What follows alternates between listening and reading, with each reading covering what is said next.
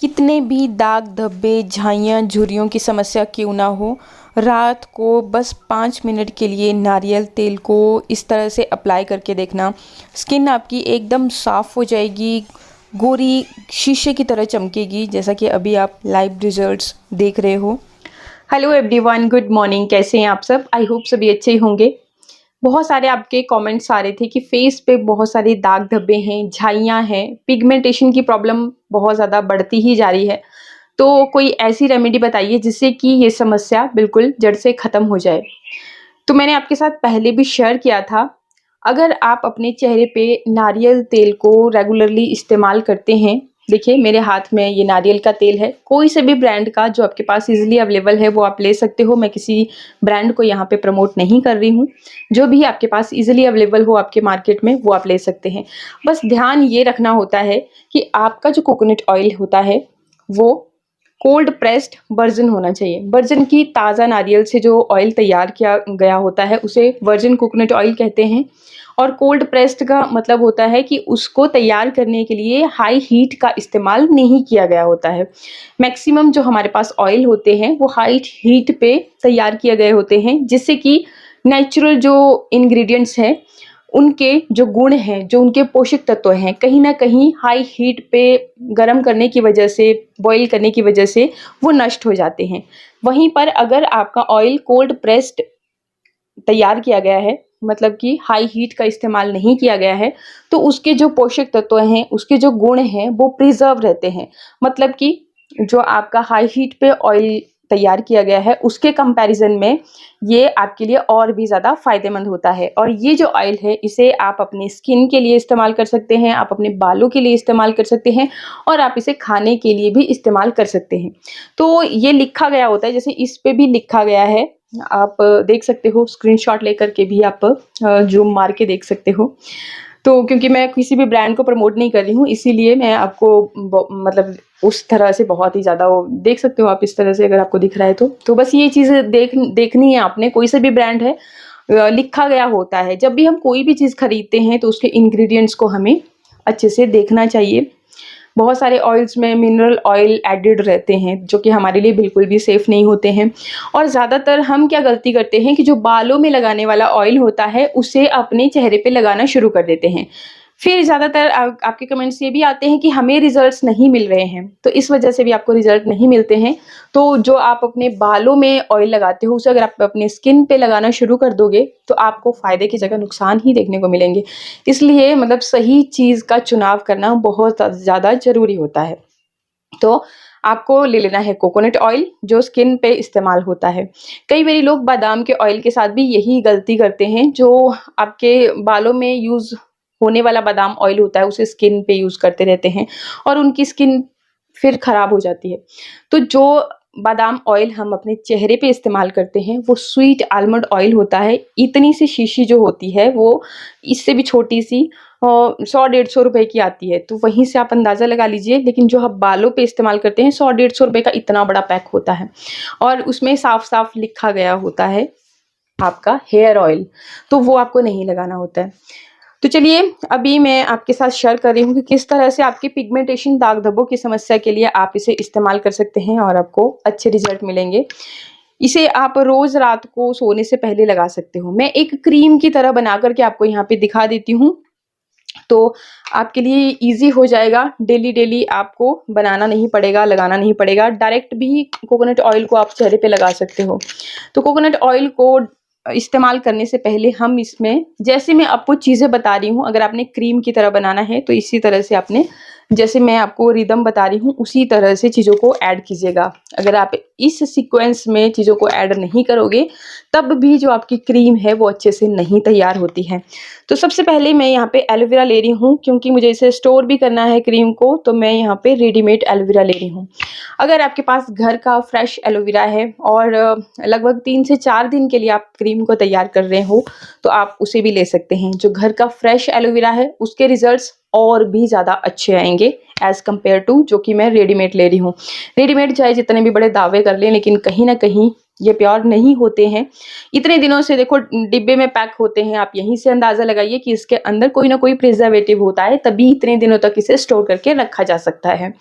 तो जब स्टोर करके रखने के लिए प्रिजर्वेटिव ऐड किए गए हैं तो केमिकल से भरे हुए होते हैं, तो इसलिए इनके जो रिजल्ट्स होते हैं और जो आपके पास नेचुरल चीज़ है उसके जो रिजल्ट होते हैं, रात दिन का अंतर होता है। नेचुरल चीज़ों का रिजल्ट हमेशा बहुत जल्दी मिलता है और बहुत ही अच्छा मिलता है, कम टाइम में आपको रिजल्ट देखने को मिलेंगे। तो आपके पास अगर है फ्रेश लीफ तो आप उसको जेल उसका मतलब ग्रेटर की मदद से या फिर मिक्सर जार में ऐड करके अच्छे से पीस करके उसको मतलब मिक्स कर लीजिए, जेल की फॉर्म में वो भी कन्वर्ट हो जाता है, तो वो भी ले सकते हो।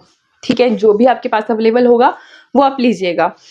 तो यहाँ पर लगभग 1 चम्मच के करीब मैंने एलोवेरा जेली लिया है। सेकंड जो चीज़ हम इसमें ऐड करेंगे वो है, ये है विटामिन ई के कैप्सूल। और विटामिन ई के जो ये कैप्सूल होते हैं ये ब्यूटी विटामिन के नाम से ही जाने जाते हैं। स्पेशली हमारी स्किन के लिए, हमारे हेयर के लिए ही ये इस्तेमाल किए जाते हैं। अगर आपके फेस पे बहुत ही ज़्यादा झाइयाँ हैं, बहुत ज़्यादा पिगमेंटेशन है, बहुत ही ज़्यादा दाग धब्बे हैं, डार्कर स्किन है आपकी बहुत ही ज़्यादा और आप अपनी स्किन को निखारना चाहते हैं, तो यहाँ पे आप 2 कैप्सूल लीजिएगा। मैंने यहाँ पे 1 ही कैप्सूल लिया क्योंकि मेरे चेहरे पे कोई भी स्पॉट नहीं है। रेगुलरली मैं अपनी स्किन की अच्छे से केयर करती हूँ।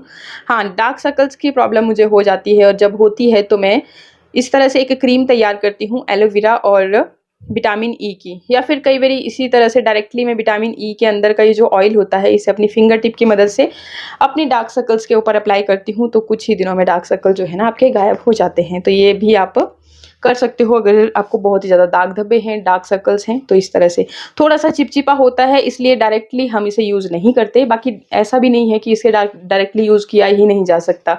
ये फिश ऑयल ही होता है, विटामिन ई ऑयल ही होता है, तो ऐसा नहीं है कि इससे कोई नुकसान हो जाएगा अगर डायरेक्टली आप इसे इस्तेमाल करोगे, तो ऐसा कुछ भी नहीं होता है। ठीक है जी, तो दोनों चीज़ों को अच्छे से मिक्स कर लेंगे क्योंकि बहुत ही कम क्वांटिटी में होता है, ये बूंदों के हिसाब से आपने देखा, तो जल्दी से अगर मिक्स करोगे तो अच्छे से इसमें मिक्स हो जाएगा। ठीक है, इसीलिए सीक्वेंस का आप ज़रूर ध्यान दीजिएगा। थर्ड हम इसमें ऐड करेंगे, ये है मेरे हाथ में ग्लिसरीन।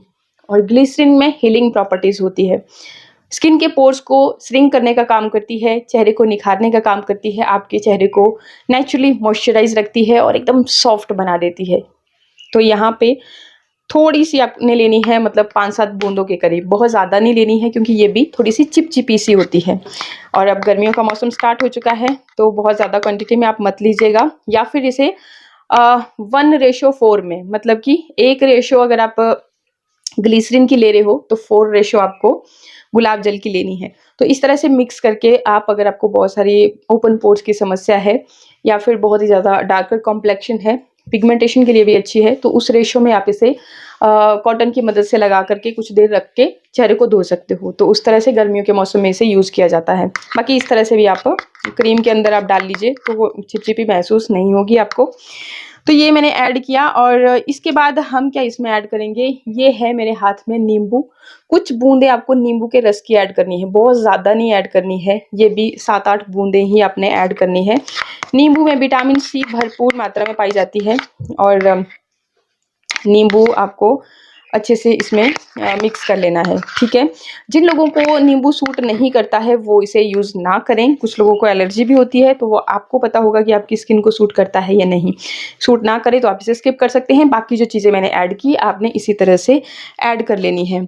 अब देखिए इसमें एक बहुत ही ख़ास चीज़ हम ऐड करेंगे, ये है फिटकरी का एक स्टोन है। मार्केट में आपको इसी तरह से 10-15 रुपए के ये स्टोन बहुत इजीली मिल जाते हैं। फिटकरी बोलना है आपने, एलम, तो ये आपको बहुत ही इजीली मिल जाएंगे। अब इसको क्या करना है, आपने इसको पहले क्रश कर लेना है और क्रश करने के बाद देखिए इस तरह से बस चुटकी भर से ज़्यादा, थोड़ा सा ज़्यादा, मतलब 3 फिंगर की मदद से आप उठाइए, बहुत ज़्यादा भी नहीं उठानी है।